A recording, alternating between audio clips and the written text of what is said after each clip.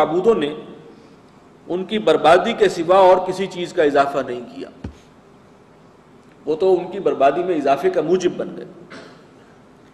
وَكَذَلِكَ أَخْذُ رَبِّكَ إِذَا أَخَذَ الْقُرَىٰ، اور اسی طرح ہے تیرے رب کی پکڑ جب اس کی پکڑ آتی ہے بستیوں پر، وہ پکڑتا ہے بستیوں کو یعنی بستی والوں کو، وہی ظالمہ، اور پکڑتا اسی وقت ہے جب وہ ظلم کی روش اختیار کرتے ہیں۔ إِنَّ أَخْذَهُ أَلِيمٌ شَدِيدٌ، بے شک اس کی جو پکڑ ہے وہ بہت دردناک بھی ہے اور بہت شدید، جیسے آخری پارے میں فرمایا إِنَّ بَطْشَ رَبِّكَ لَشَدِيدٌ، تیرے رب کی جو گرفت ہے وہ بہت سخت ہے، جب پکڑنے پر آتا ہے تو بہت سخت پکڑتا ہے۔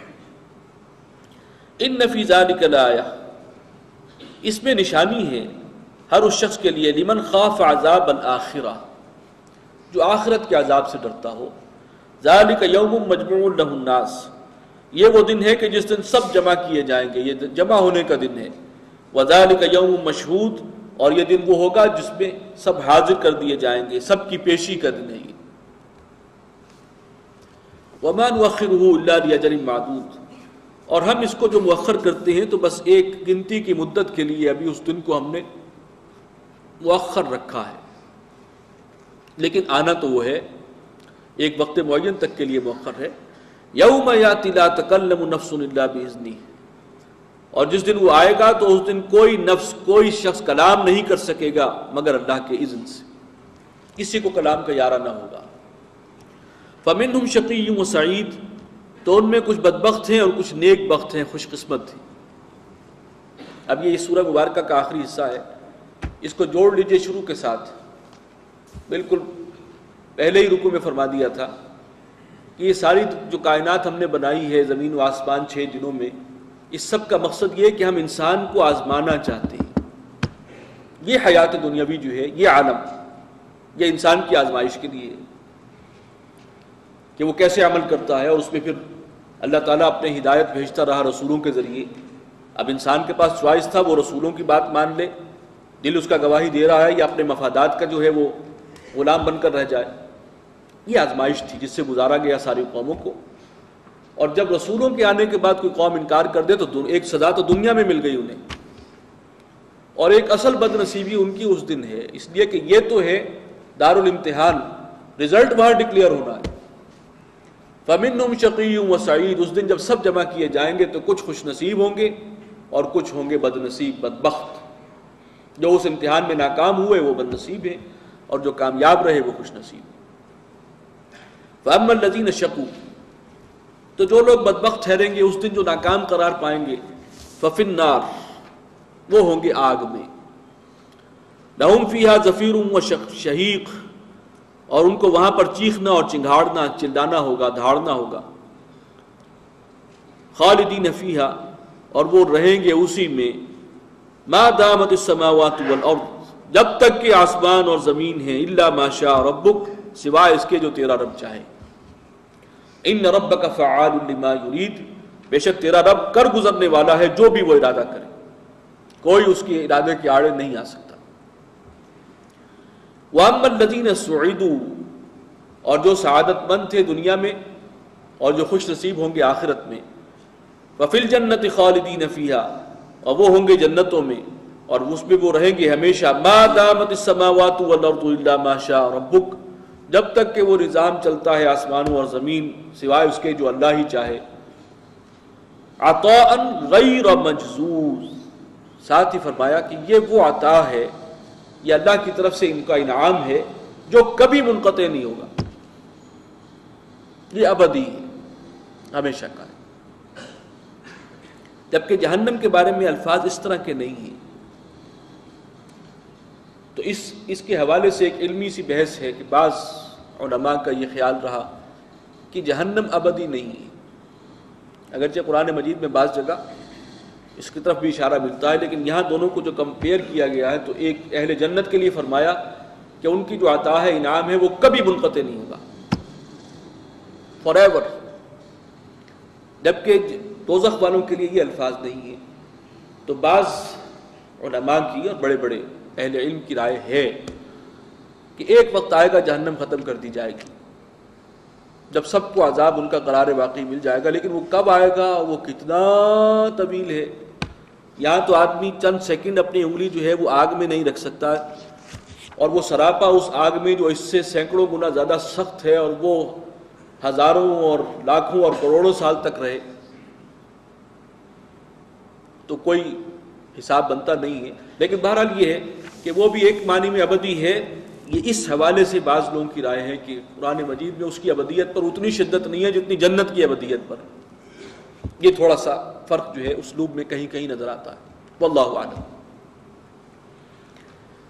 فلا تک فی مریۃ مما یعبد ہؤلاء، تو تم کسی شک میں اور دھوکے میں نہ رہنا ان چیزوں کے بارے میں جن کو یہ پوچھتے ہیں، یہ ان کے معبود۔ ما یعبدون الا کما یعبد آباؤہم من قبل، یہ بھی ویسے ہی ان کی پرستش کر رہے ہیں جیسے ان کے آباء و اجداد اس سے پہلے کرتے رہے ہیں۔ یہ لکیر کے فقیر اندھے بن کر ان کی پیروی کر رہے ہیں۔ وَإِنَّا لَمُوَفُّوهُمْ نَصِيبَهُمْ غَيْرَ مَنْقُوصٍ، اور ہم پورا پورا دینے والے ہیں ان کو ان کا حصہ بغیر کسی کمی کے، قرار واقعی سزا ان کو ملنے والی ہے۔ وَلَقَدْ آتَيْنَا مُوسَى الْكِتَابَ فَاخْتُلِفَ فِيهِ، اور ہم نے موسیٰ کو بھی کتاب عطا فرمائی تھی اور اس میں بھی اختلاف کیا گیا، اس میں بھی لوگوں نے جو ہے وہ نکال لیے کئی اپنے نقطے اختلاف کے۔ وَلَوْلَا كَلِمَةٌ سَبَقَتْ مِنْ رَبِّكَ، اور اگر تیرے رب کی جانب سے ایک بات طے شدہ نہ ہوتی، لَقُضِيَ بَيْنَهُمْ، تو ان کے درمیان بھی فیصلہ چکا دیا جاتا۔ وَإِنَّهُمْ لَفِي شَكٍّ مِّنْهُ مُرِيبٍ، اور اب یہ لوگ اس کی طرف سے الجھا دینے والے شک میں گرفتار ہیں۔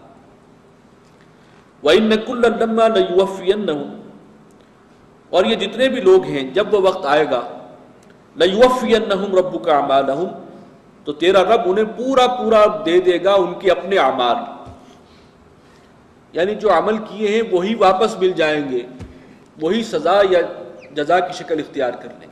یہ بھی انداز ہے قرآن مجید کا کہ وہاں انسان کو بدلے میں اس کے اپنے اعمال ہی ملیں گے، ان اعمال کی اصل شکل اس دن ظاہر ہوگی عذاب کی صورت میں، جو دنیا میں اچھے برے نہیں لگتے۔ جیسے فرمایا تھا کہ اگر جو شخص یتیم کا مال ہڑپ کر رہا ہے وہ اپنے پیٹ میں آگ بھر رہا ہے، اس وقت وہ آگ نہیں بھر رہا بظاہر، بڑا لذیذ ہے، چٹخارے لے کر کھا رہا ہے وہ مال، لیکن اس کا آگ ہونا اس دن ظاہر ہو جائے گا۔ اسی طریقے سے تمام اعمال کی جو شناعت ہے، جو خباثت ہے، وہ انسان پر اس وقت عذاب کی شکل میں ظاہر ہوگی، جو اصل اس اعمال کی نوعیت ہے۔ انہ بما یعملون خبیر، بے شک جو کچھ یہ کرتے ہیں وہ اللہ ان سے باخبر ہے۔ فاستقم کما امرت، اے نبی آپ تو قائم رہیے، ڈٹے رہیے جو حکم آپ کو ہوا ہے۔ ومن تاب معک، اور آپ کے ساتھ جو ہیں آپ کے ساتھی اہل ایمان وہ بھی قائم رہیں، ڈٹے رہیں۔ ولا تطغوا، اور تجاوز نہ کرنا۔ اس کا ایک ترجمہ یہ بھی کیا گیا کہ جلدی نہ مچاؤ ابھی اللہ کی عذاب کی۔ ہو سکتا ہے کچھ مسلمانوں کے دل میں خیال آتا ہو کہ اور کتنی مہلت ابھی دینی ہے ان قریش کو، اللہ کا عذاب آ ہی جانا چاہیے۔ فرمایا کہ ابھی جلدی نہیں کرو، اللہ کے فیصلے کا انتظار کرو۔